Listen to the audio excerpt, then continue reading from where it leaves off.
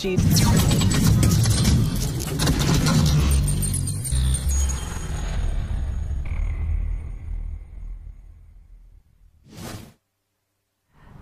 you for watching the Guy Dawson Show at the World Center of Broadcast Media, and I have been speaking about this incredible video. Who will stand? Well, we didn't talk about that in the last segment, Phil, but we did talk about women of war, and Phil is a documentarian. What got you started with this?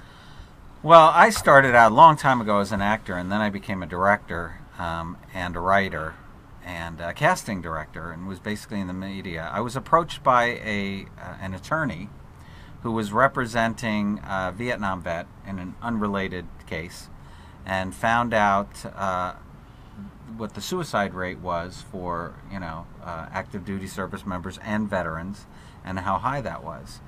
And so he wanted to do a documentary to let the general public, the civilian world, know that a soldier is committing suicide every hour of every day.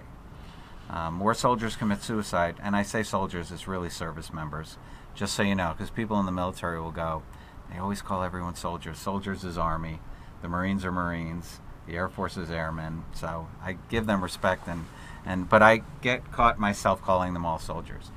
But still, the suicide rate is extremely high. He wanted me to produce and direct this documentary because he wanted it to be somebody who was not in the military. Because he wanted someone to be able to understand it and explain it to civilians. And that's true, because when you talk to someone in the military, they talk in acronyms, and I really don't understand, or I used to not understand, half of the stuff that they were saying. Also, the military is very reluctant to talk to people in the civilian world. Because they really don't think you're going to understand how life is in the military. It takes such a long time to train you into military life that to give someone a Cliff Note version of what you're doing, they would rather just not explain themselves about how the military is different than the civilian world. So the first place I started was my high school buddy Walter Russman, who was a colonel in the Air Force, very high up, and I said, I'd like to interview you, and I'd like to, if you can help me interview some other people in the military. And he goes, well, they're going to be reluctant to talk to you unless you promise two things. Or actually, he said, you have to promise that you will not talk, you will not interview any politicians, you will not interview any actors, that you will only interview service members, their families, and the doctors who treat them, because military service members are so tired of watching the news and hearing people's opinions of what's happening in Iraq and Afghanistan, about what's wrong with the military, because it's people's opinions, people who are not in the military. Because Congress decides how the military is run, so there's a group of people who are not in the military deciding how the military should work. And we need those checks and balances.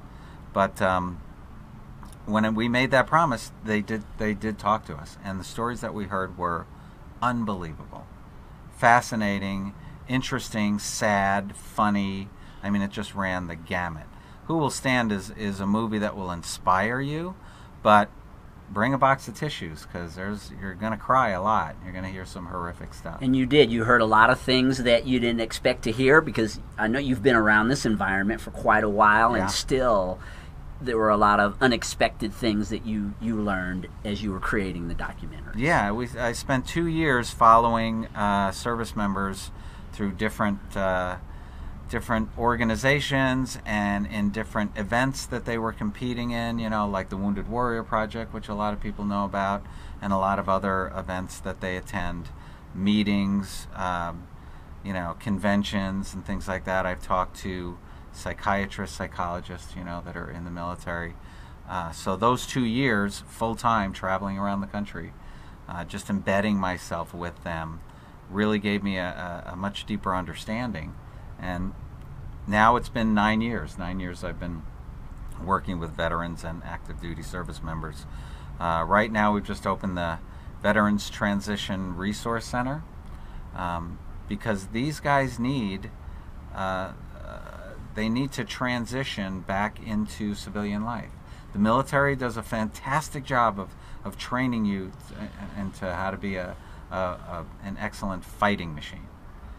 Once your time is over, or once you've been injured and you're done, there's no transition back into civilian life. You just go home. And that's why so many of them struggle. If you look at the divorce rate, the suicide rate, drug and alcohol addiction, homelessness, unemployment, it's all 2, 3, 4 times the national average for veterans.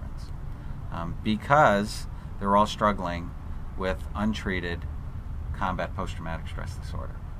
Yeah, I've actually had quite a bit of experience over the last couple of years. Like I was telling you, I write for the Veterans Reporter. It's a newspaper here in Las Vegas specifically for vets, and I've gotten a lot of insight into just what you're talking about, is the lack of transition from serving in the military and being in that type of controlled environment to all of a sudden being out and really not having anything to bridge you as you're entering civilian life again.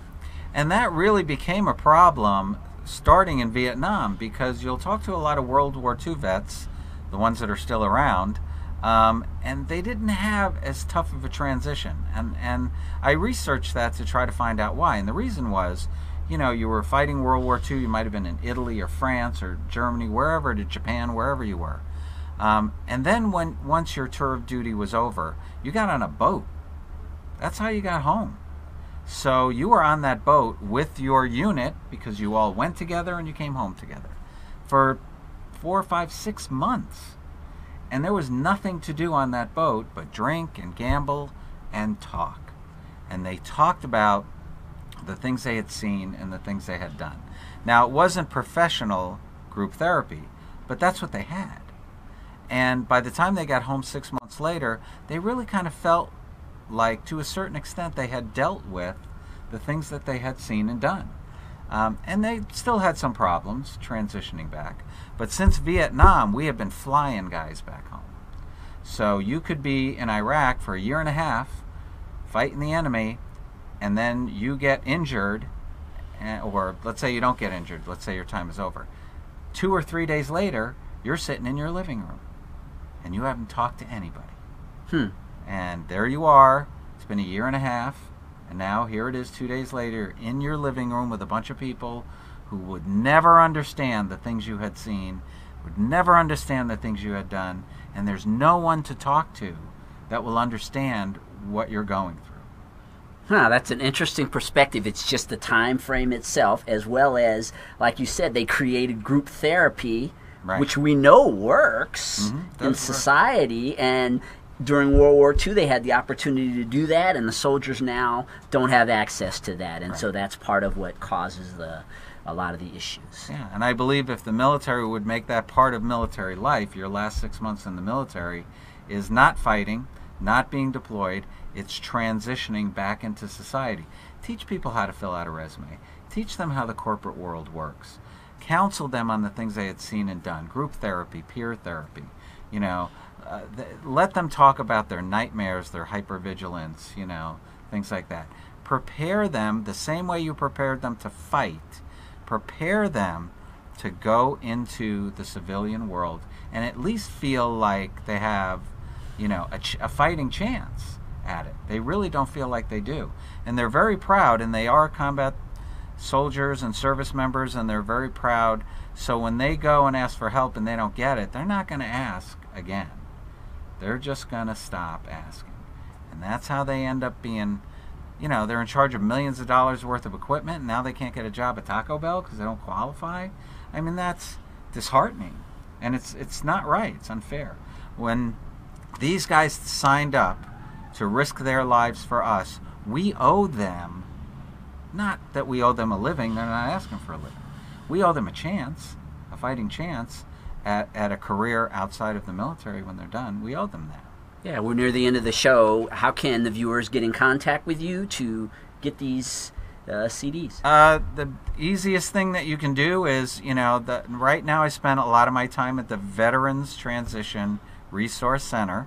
If you just Google that, it's at 2550 Nature Park Drive in North Las Vegas. It's right by Aliante Casino. Our grand opening is August 4th from noon to 4 or whenever. Larry Wilcox, if for any of you people who are 40 or over who remember watching Chips back in the 80s with Eric Estrada and that blonde guy. Yes, I do remember him. That blonde guy is Larry Wilcox. He's going to be there because most people don't know he's a Marine veteran, fought in Vietnam. There's going to be some great people there. Come on down, say hi to us, and we'll talk, and you'll have access to know how to get hold of these documentaries and a lot of other stuff.